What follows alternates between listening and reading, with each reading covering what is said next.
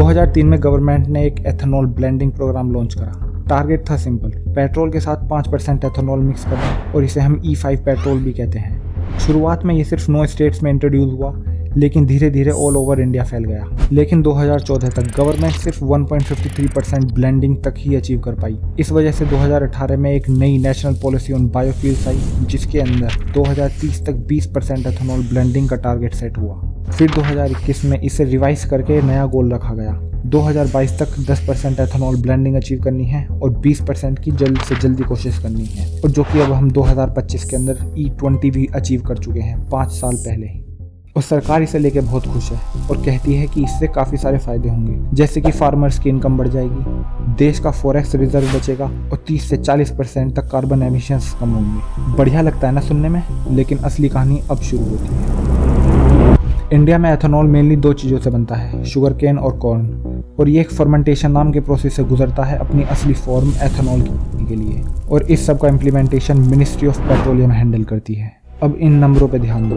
2014 में एथेनॉल की प्रोडक्शन थी 38 करोड़ लीटर्स, और अब 2025 में बढ़कर हो गई है 661 करोड़। क्या आपको पता है 1 लीटर एथेनॉल को बनाने के लिए 8 से 10 किलो शुगर केन, और उस 8 से 10 किलो शुगर केन को बनाने के लिए 2100 से 2500 लीटर पानी लगता है। और इंडिया जहां पहले से ही ऑलरेडी पानी की इतनी शॉर्टेज है, पंजाब जैसे स्टेट्स तो और भी ज़्यादा क्राइसिस में चले जाएंगे, और ड्रॉट प्रोन एरिया में सिचुएशंस और भी ज़्यादा ख़राब हो जाएगी। आधे से ज़्यादा इंडिया में पानी की कमी है, और ये सब ज़्यादातर बारिश पे ही निर्भर रहते हैं। तो आप ऐसा मान सकते हो कि ये जो एथेनॉल की प्रोडक्शन होगी, ये कॉन्सेंट्रेट हो जाएगी वेस्टर्न उत्तर प्रदेश, हरियाणा, पंजाब और काफ़ी सारे महाराष्ट्र या मध्य प्रदेश के रीजन जहाँ पर पानी की अच्छी खपत है। लेकिन बाकी जगह का क्या होगा जो कि बारिश पर निर्भर रहते हैं? अगर हम इसे सीधे सीधे देखें तो हम एयर पोल्यूशन की जगह ज़मीन और पानी की क्राइसिस को बढ़ावा दे रहे हैं। गवर्नमेंट ने जो इतने बड़े बड़े क्लेम करे हैं, उनका डेटा अब मैं आपको बताता हूँ। किसानों की इनकम 40,000 करोड़ तक बढ़ सकती है, क्योंकि शुगर केन की डिमांड बढ़ेगी और इंपोर्ट ऑयल की डिपेंडेंसी 20% तक कम हो जाएगी, और इससे 43,000 करोड़ तक का फॉरेक्स रिजर्व भी बचेगा, जो कि इस्तेमाल होता है बाहर से क्रूड ऑयल और क्रूड ऑयल से संबंधित प्रोडक्ट्स खरीदने में। और बताया जा रहा है कि व्हीकल्स, जो हमारी गाड़ियां हैं, उनकी एक्सेलरेशन पावर इंप्रूव होगी, स्टेबिलिटी बढ़ेगी। इस बीच नीति आयोग ने एक स्टडी भी कंडक्ट करी थी, जिसके अंदर पाया कि एमिशंस पेट्रोल के कंपैरिजन में 50% कम होंगे, और E10 फ्यूल जो हम 2022 से इस्तेमाल कर रहे हैं उसके कंपैरिजन में 30% तक कम होंगे। और इसके साथ इसका डायरेक्ट प्रभाव पड़ेगा ग्रीन हाउस गैसेस के ऊपर, जिसके अंदर कार्बन मोनोऑक्साइड, नाइट्रस ऑक्साइड और अलग अलग तरीके के हाइड्रोकार्बन्स भी कम होंगे, और सबसे बड़ी चीज़ PM 2.5 भी कम होगा। ये तो गिने चुने फायदे थे, लेकिन इनके सामने जो प्रॉब्लम्स खड़ी हैं वो इन सबसे काफ़ी बड़ी हैं। अब शुरू होती है असली दिक्कत। पुरानी गाड़ियाँ जो 2023 से पहले की मैन्युफैक्चर हुई हैं, होंडा को छोड़कर, कोई भी E20 फ्यूल कंप्लाइंट नहीं है। रबड़ और प्लास्टिक के पार्ट्स इनके अंदर डिग्रेड होंगे, फ्यूल सिस्टम्स के अंदर कोरोजन आएगा, क्योंकि एथेनॉल ज़्यादा मॉइस्चर एब्जॉर्ब करता है एटमॉस्फेयर से। रिप्लेसमेंट किट आएगी, मैन्युफैक्चरर्स लेकर आएंगे, लेकिन कॉस्ट हमारे ऊपर पड़ेगी। और वारंटी इंश्योरेंस का क्या? कार मैन्युफैक्चरर्स ने तो साफ मना कर दिया है, अगर कोई भी पार्ट E20 पेट्रोल के अंदर आने से ख़राब हुआ तो उसके ऊपर कोई भी वारंटी या गारंटी नहीं मिलेगी। और इंश्योरेंस कंपनियां बोल तो रही हैं कि वो इंश्योरेंस के अंदर कोई दिक्कत नहीं करेंगी, आप इंश्योरेंस क्लेम कर पाएंगे। पर ज़रा आप सोचिए, अगर मैन्युफैक्चर ही उस चीज़ की वारंटी या गारंटी नहीं दे रहा तो इंश्योरेंस क्लेम क्या करेगा? आपको डेफिनेटली ग्राउंड लेवल पे काफ़ी ज़्यादा दिक्कतें देखनी पड़ेंगी इंश्योरेंस क्लेमिंग में।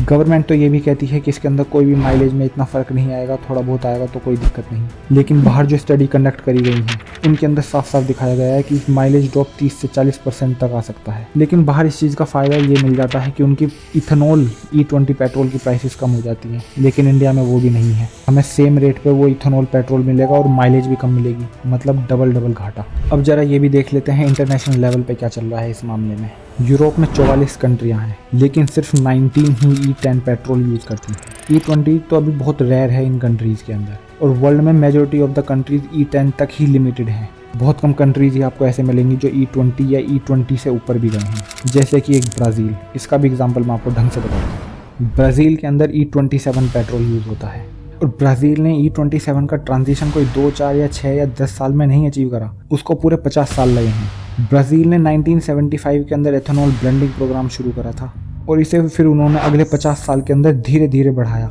उन्होंने व्हीकल्स को, मैन्युफैक्चरर्स को और कंज्यूमर्स को पूरा टाइम दिया अडेप्ट करने के लिए और ढंग से उस चीज़ को समझने के लिए, पूरे प्रॉपर कंसल्टेशन प्रोसेस के साथ। मगर इंडिया वही काम 6 साल के अंदर करना चाहता है और इस चीज़ का वो खामियाजा हमको भुगतना पड़ेगा। गाड़ियाँ खराब होंगी, उनके पार्ट्स खराब होंगे, इंश्योरेंस क्लेमिंग में दिक्कत आएगी और इन सबको हमें सफ़र करना पड़ेगा एक मिडिल क्लास आदमी को। गवर्नमेंट तो इसके काफ़ी सारे फायदे गिनाती है, लेकिन ग्राउंड रियलिटी क्या है? वाटर क्राइसिस और इकोलॉजिकल इम्पैक्ट बढ़ेगा, पुराने व्हीकल्स खराब होंगे, वारंटी और गारंटी में बहुत दिक्कतें आएंगी, माइलेज गिरेगा, कॉस्ट बढ़ेगी एक कंज्यूमर के लिए।